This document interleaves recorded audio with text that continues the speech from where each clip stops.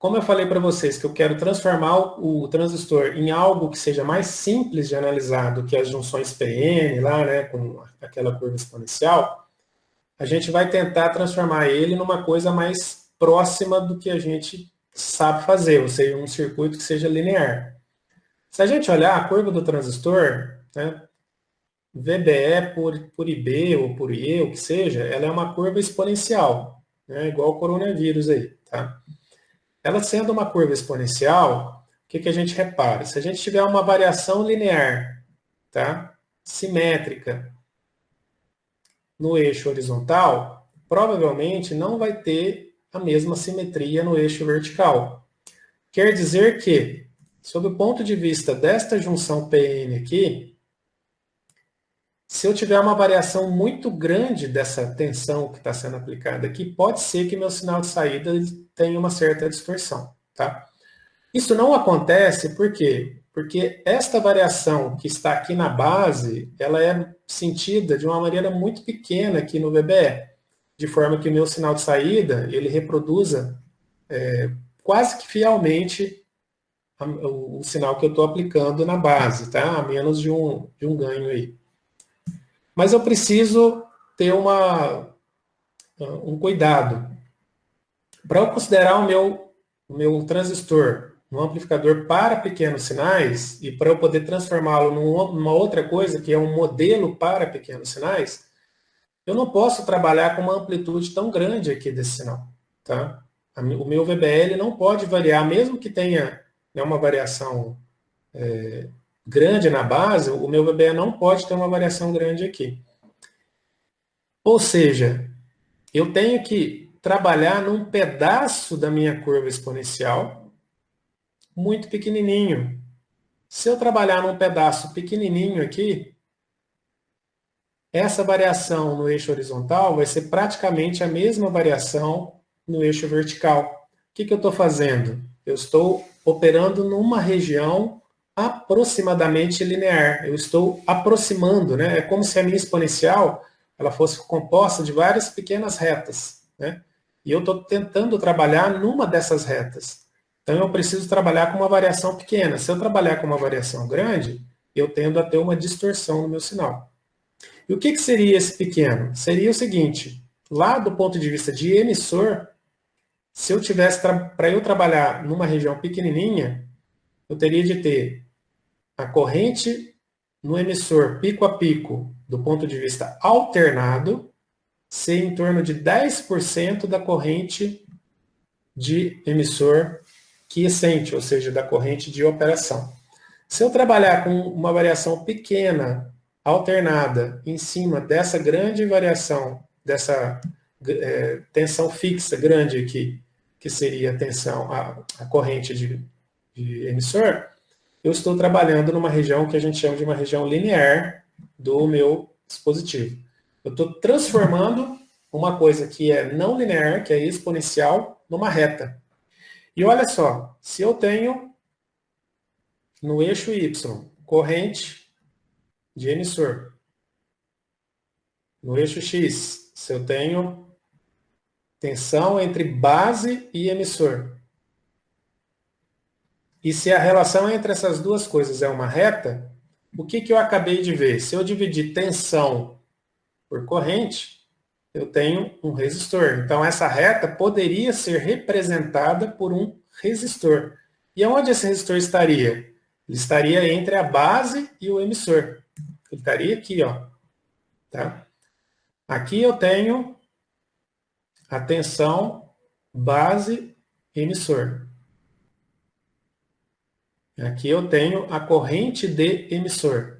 Se eu trabalhar numa região linear, onde a relação entre a tensão base-emissor com a corrente de emissor é uma reta, eu posso transformar, olha que legal, isso não existe na prática, mas eu posso transformar esse pedacinho de junção aqui, ó, num resistor. E se eu transformo ele num resistor, fica muito mais fácil de eu analisar. Tá?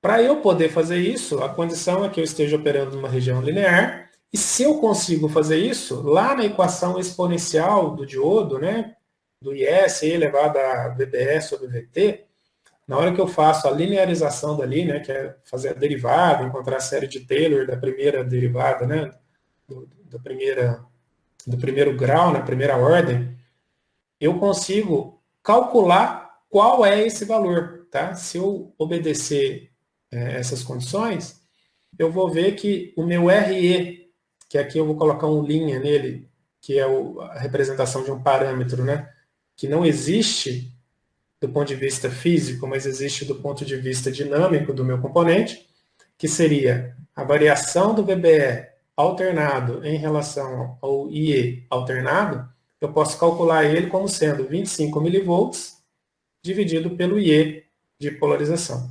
Então, eu acabo de fazer uma coisa interessante. Eu acabo de transformar uma junção PN que tem uma variação exponencial num resistor cuja relação tensão e corrente é uma relação linear muito mais fácil de ser analisada.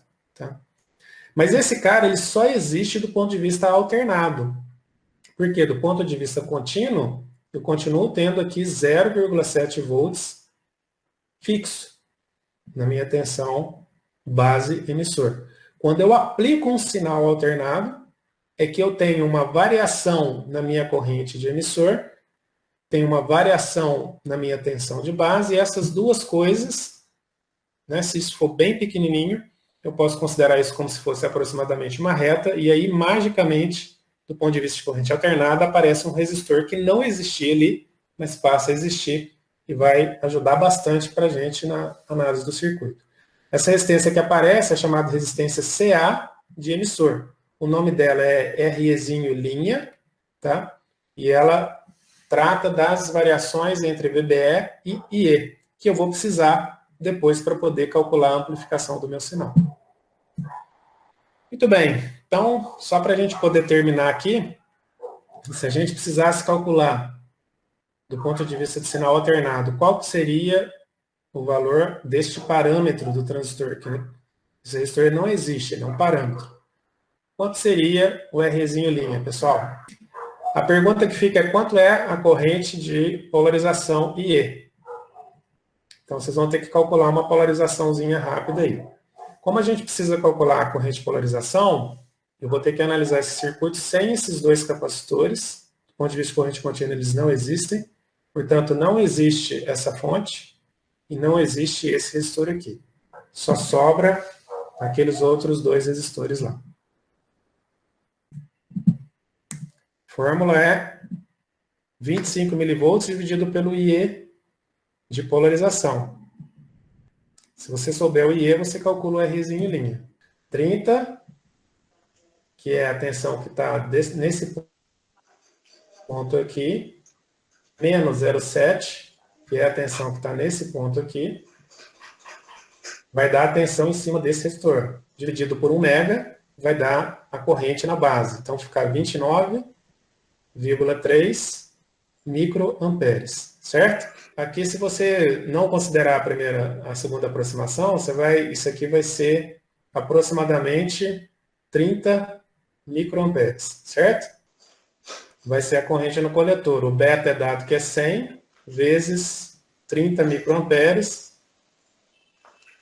E aí você acha que vai ser 29,3 miliamperes, né? Então, 25 vezes 10 a menos 3, dividido por 3 vezes 10 a menos 3, certo? Então, você corta aí 10 a menos 3 com 10 a menos 3, vai para o vinagre, e aí fica 25 dividido por 3, que dá em torno de 8,33 ohms. Então tá, então isso aqui seria o resistor de emissor. Esse resistor, pessoal, só para finalizar, né, para reforçar, ele não existe daqui para cá, tá? Esse resistor é um efeito quando eu faço uma linearização da curva do componente ao aplicar um sinal alternado, né? Se eu coloco esse sinal muito pequenininho, eu posso considerar uma reta, e este efeito é como se eu tivesse um resistorzinho aqui do ponto de vista de corrente alternada entre a base e o emissor. Esse conceito vai ser muito importante nas aulas que vêm, né? Porque a gente vai ter que fazer uma análise do circuito e transformar ele todo no modelo AC. Então, ó, fica de dever de casa agora achar o RE nesse circuito aqui. O mecanismo é o mesmo, a fórmula é super simples, o que vai dar trabalho é calcular a polarização só. E aí fica legal que vocês têm mais um exercício de cálculo de polarização. Para calcular a polarização, elimina esses três capacitores aqui, tá? Porque do ponto de vista de corrente contínua eles não existem. Calculem, né, começando da base, qual é a tensão que está aqui. A partir dessa tensão, você consegue obter esta tensão aqui. A partir dessa tensão, você consegue obter esta corrente e acabou. Não precisa obter mais nada, porque você precisa saber só essa corrente aqui. Tá? No slide, tá 25 mV dividido por 1,1 mA, que daria 22,7 ohms. Então, fica de dever de casa vocês encontrarem por que é 1,1 mA aqui, para a gente ir para a próxima aula. Muito bem, então na próxima aula a gente vai transformar mais ainda esse transistor, a gente vai tentar tirar ele daqui, transformando ele em elementos de circuitos que a gente já conhece, como fonte de tensão, né, fonte de corrente. Então a gente poderia transformá-lo em fonte de tensão, fonte de corrente, em resistores e assim por diante, tá? Que no caso nosso aí é o nosso Rzinho lim.